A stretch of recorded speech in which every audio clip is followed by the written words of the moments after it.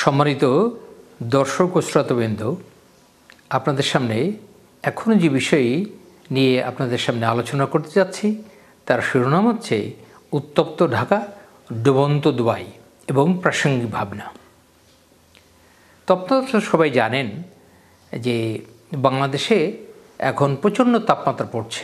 আমরা ঢাকাতে যারা দীর্ঘদিন ধরে বসবাস করি, এই ঢাকাতে প্রচণ্ড উত্তাপের স্পর্শ আমরা লক্ষ্য করছি। বিশেষ করে যারা খেটে খাওয়া মানুষ, যারা রাস্তাঘাটে শ্রম দিয়ে তাদের জীবনযাত্রা নির্বাহ করতে হয়, তাদের তো খুবই কষ্ট হচ্ছে। বিশেষ করে রিক্সাওয়ালা, ঠেলা গাড়ি চালক, তারপরে যারা নির্মাণ শ্রমিক এবং প্রতিদিন যাদের রাস্তায় কাজ করতে হয়, তাদের তো প্রচণ্ড কষ্ট হচ্ছেই। তাছাড়া আমরা যারা বাসা বাড়িতে থাকি, সেই বাসা বাড়িতেও ঘন্টার পর ঘন্টা এসি চালানো যায় না। তো যতক্ষণ এসি ভিতরে থাকে ততক্ষণ ভালো লাগে। এই যখনই বাইরে আসি কোনো বাজার করতে অথবা কোনো প্রয়োজনে বাসার বাইরে আসতে হয়, তখনই প্রচণ্ড তাপ আমরা লক্ষ্য করছি। তারপরে যেসব লোকজন রাস্তাঘাটে শুয়ে থাকে, তারপরে যারা বস্তিতে বসবাস করে, ঢাকা শহরে কয়টা বাসায় আপনার এসি আছে। তো সাধারণ মানুষ প্রচণ্ডভাবে এই উত্তপ্ত ঢাকাতে কষ্ট পাচ্ছে। তো এই ঢাকার একটু ইতিহাস বলি। এই ঢাকা তো 400 বছর ধরে প্রায় এই ঢাকা শহরের ইতিহাস। 400-500 বছর আগে ঢাকার অবস্থা কী ছিল সেই ইতিহাস আমরা খুব একটা লিটারেচারে পাই না। তো 400-500 বছরের ইতিহাস আমার এখন পর্যালোচনা করার প্রয়োজন নেই। আমি গত 40-50 বছর ধরে ঢাকাকে দেখছি। তো আমি প্রথমে 1979 সালে যখন ঢাকায় আসলাম, আমি তখন ইন্টারমিডিয়েট ছাত্র। তারপর 80 সালে ঢাকায় আসি। তারপর তো 81 সালে আসলাম। 1982 সাল থেকে 45 বছর যাবৎ কন্টিনিউয়াস ঢাকায়।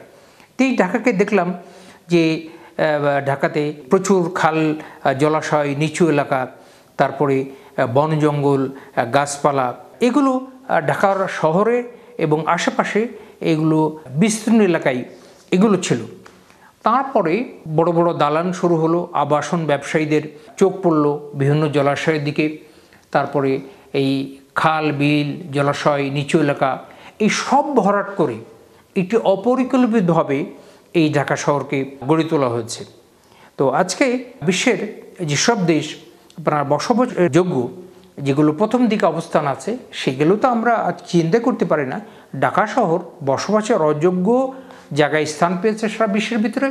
এগুলো হচ্ছে যে সারা বিশ্বের যেসব শহরগুলো বিভিন্ন সূচকে আপনার খুবই খারাপ অবস্থা আছে, ঢাকা শহর তার বিরুদ্ধে পড়ে গেছে। এখন এটি কেন হলো? এই এত উত্তপ্ত ঢাকা কেন হলো?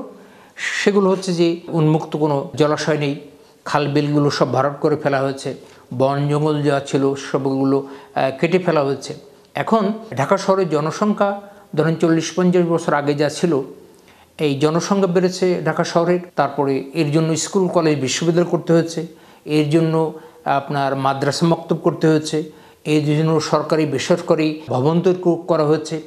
এই ভবনগুলো লাগবে, এতে কোনো সন্দেহ নাই। কিন্তু এইগুলো করার জন্য যে পরিকল্পনার প্রয়োজন ছিল, বিল্ডিং করতে গেলেও বিভিন্ন এলাকায় আবাসন কোম্পানি হোক আর সেটা সরকারি ভবনই হোক, যে ধরনের পরিকল্পনা ঢাকায় প্রয়োজন ছিল, সেই পরিকল্পনাগুলো যথাযথভাবে না করার কারণে অথবা পরিকল্পনাগুলো যথাযথভাবে বাস্তবায়ন না করার কারণে এই জলাশয়গুলো, এই গাছপালাগুলো, এই জঙ্গলগুলো সব কেটে ফেলা হয়েছে।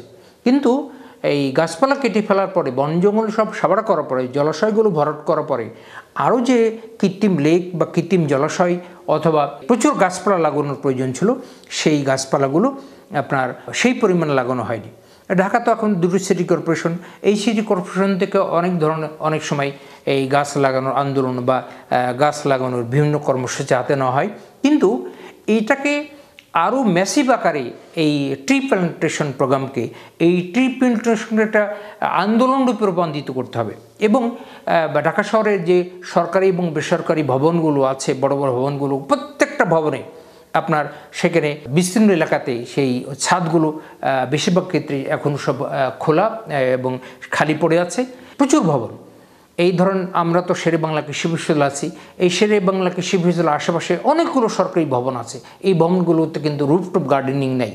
তো এই ভবনগুলোতে সব এইগুলো শুধু সরকারি ব্যবস্থাপনায় এই রুফটপ গার্ডেনিং করা যাবে না।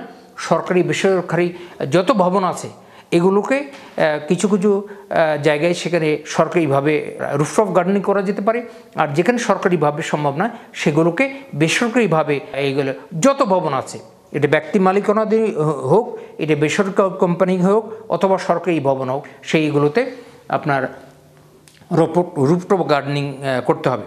আর সরকারি যে ভবন যেগুলো আছে তার আশেপাশে অথবা সরকারি হাসপাতাল, সরকারি শিক্ষা প্রতিষ্ঠান, এখনও আমি ঢাকা শহরের বিভিন্ন শিক্ষা প্রতিষ্ঠান, বিভিন্ন হাসপাতালে জায়গায় গিয়ে দেখি সেখানে পরিকল্পিতভাবে গাছ লাগানো নাই।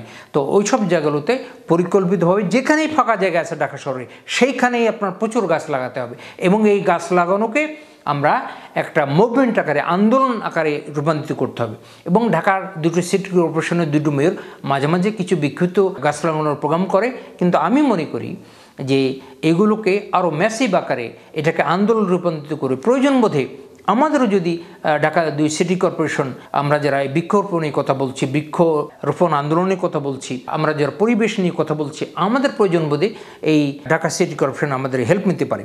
তারপরে আরেকটা জিনিস হচ্ছে যে ঢাকা শহরে এই উন্মুক্ত জলাশয় না থাকার কারণে সারফেস ওয়াটারের আমরা ব্যবহার করতে পারছি না, আমরা সব আন্ডারগ্রাউন্ড ওয়াটার ব্যবহার করতে হচ্ছে আমাদের নিচ থেকে পানি উত্তোলন করে।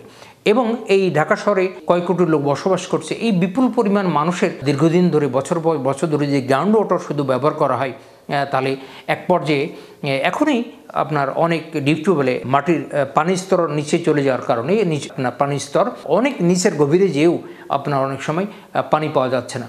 এবং এই যে সারফেস ওয়াটারের ব্যবহার কমিয়ে দিই, আন্ডারগ্রাউন্ড ওয়াটারের ব্যবহার আমরা বাড়িয়ে দিয়েছি, এই ঢাকা শহর ভবিষ্যতে এটা ভূমিধসের আশঙ্কা আছে। একটা হচ্ছে ভূমিকম্পের ভয়, আর একটা হচ্ছে যে অপরিকল্পিত নগরায়নের কারণে এবং সারফেস ওয়াটার বেশি ব্যবহার করার কারণে এই ঢাকা শহর ভূমিধসের একটা প্রচুর সম্ভাবনা আছে। তো আর আরেকটা জিনিস হচ্ছে যে জলবায়ু পরিবর্তনের একটা বিরূপ প্রভাব তো সারা বিশ্বে পড়েছে, এবং এটা ঢাকা শহর সহ অন্যান্য শহর এবং বাংলাদেশের বিস্তীর্ণ এলাকা এই জলবায়ু পরিবর্তনের একটা বৃহৎ পরিবর্তন আমরা লক্ষ্য করছি। আরেকটা হচ্ছে ঢাকা শহরের বায়ুর যে দূষণ, এই দূষণটাও আমরা কমিয়ে আনতে পারছি না। এটাকেও এই এয়ার পলিউশনটা কমিয়ে আনার জন্য আমাদেরকে ম্যাসিভ পদক্ষেপ গ্রহণ করতে হবে। আমি যে কথা বললাম গাছ রোপণ কর্মসূচি, যাহা বর্তমান ঢাকা শহরের যে বিল্ডিং অথবা যেগুলো ক্ষতি হবার তা আমাদের হয়ে গেছে, এখন আমাদের পরিকল্পনা করে সেই পরিকল্পনাগুলো বাস্তবায়ন করার জন্য, সার্ভেশন করার জন্য গাছ লাগালেই হবে না, সেই গাছগুলো আবার ঠিকমতো পানি দেওয়া হচ্ছে কিনা, সেই গাছের যত্ন নেওয়া হচ্ছে কিনা, সেই গাছগুলো ঠিকমতো বেড়ে উঠছে কিনা, সেগুলো আমাদেরকে এই ঢাকা দুই সিটি কর্পোরেশন সহ পরিবেশ মন্ত্রণালয় এবং প্রত্যেকটা সরকারি প্রত্যেকটা প্রতিষ্ঠানকে নির্দেশ দিতে হবে যে না, তাদের এলাকায়, তাদের কম্পাউন্ডে যেন তারা এই বৃক্ষরোপণ কর্মসূচিকে তারা বাস্তবায়ন করে, এবং ওই গাছপালাগুলোর যত্নকে ওই প্রতিষ্ঠানকে নিতে হবে। তো আর যেসব ফাঁকা জায়গা আছে, একটু ফাঁকা জায়গা থাকতে পারে, প্রত্যেকটা ফাঁকা জায়গা ঢাকা শহরে গাছ লাগাতে হবে। তো এই হলো তো উত্তপ্ত ঢাকা। সেই ঢাকাকে কিভাবে আমরা ভবিষ্যতে বাঁচাতে পারি তার জন্য কিছু পদক্ষেপের কথা তো আমি আলোচনা করলাম। আরও অনেক কথা ছিল ঢাকাকে বাঁচানোর জন্য।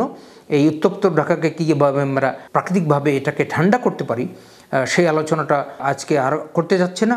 তারপরে যে বিষয়টি আমি আলোচনা করতে চাচ্ছি যে ইদানিংকালে এই গত এক সপ্তাহ ধরে এই সোশ্যাল মিডিয়া, আন্তর্জাতিক মিডিয়া, পত্রপত্রিকা এবং দেশি বিদেশি টেলিভিশন চ্যানেল, এই যে দুবাই শহরের একটি ডুবন্ত দুবাই, মরুভূমির বুকে, এটা 40-50 বছর আগে তো ওই মরুভূমির ভিতর কিছুই ছিল না, বা 100 বছর আগে, এবং এই মরুভূমির ভিতর বৃষ্টিই হয় না। তো সেই মরুভূমির ভিতরে বিশাল বিশাল অট্টালিকা, বিশাল বিশাল দালান, এবং পরিকল্পনা করেই সেখানে একটা বিরাট শহর গড়ে তোলা হয়েছে।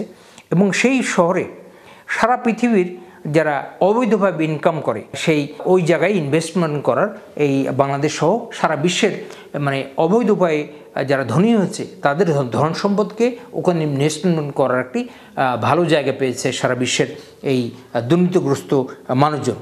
এবং ওই দুবাই শহরকে, যেমন ব্যাংককে, এটাকে পতিতাদের শহর বা ব্যাংকক, পাতায়া, এইসব শহরগুলোকে এইবার থাইল্যান্ডের মানে বৈদেশিক মুদ্রা উপার্জন করার জন্য ওখানে পতিতাবৃত্তি, মেয়েদের দিয়ে যে দেহ ব্যবসা করানো হয়, ওইটা মানে সারা বিশ্বের ট্যুরিস্টরা সেখানে ভিড় করে।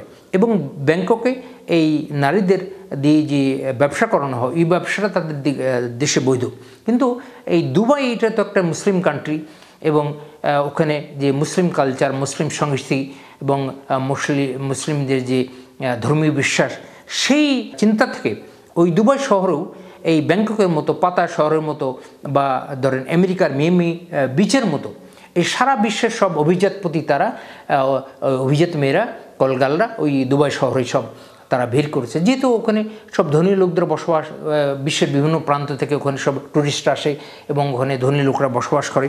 তো আজকে এই দুবাইকে দেখেন এরকম একটা প্রাকৃতিক দুর্যোগ। এখন ওই দুবাইতে পতিতাবৃত্তি বা দুবাইতে যে মেয়েদের নিয়ে অনৈতিক কার্যকলাপ, এই কার্যকলাপের কথা বলছি কেন?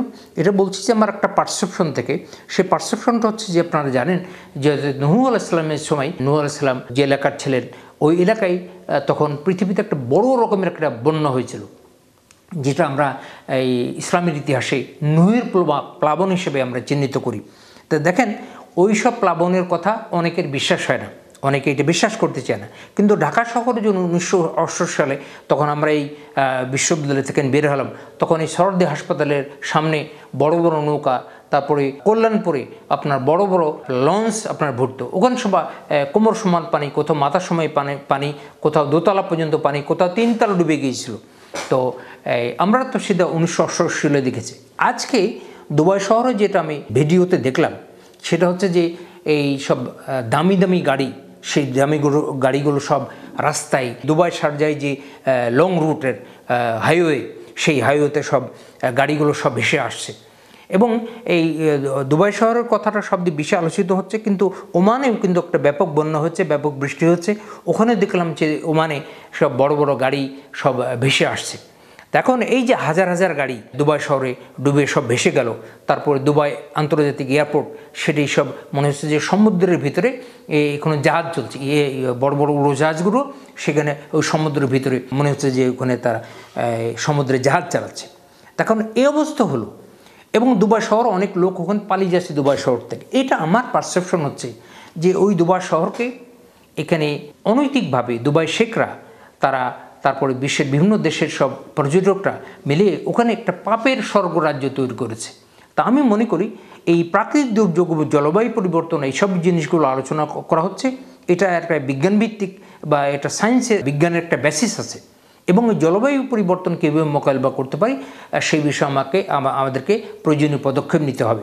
কিন্তু এই দুবাই শহরে যেটা ঘটেছে বা ওমানে যেটা ঘটছে, এটা শুধুমাত্র প্রাকৃতিক দুর্যোগ বললে হবে না, এটার সাথে আল্লাহর একটা গজবের যোগসূত্র আছে। এবং এখান থেকেই এই মানব সভ্যতা বা মানুষকে এই পাপের স্বর্গরাজ্য থেকে আমাদের তওবা করে আমাদের যতটুকু সম্ভব আমাদের ফিরিয়ে আসতে হবে।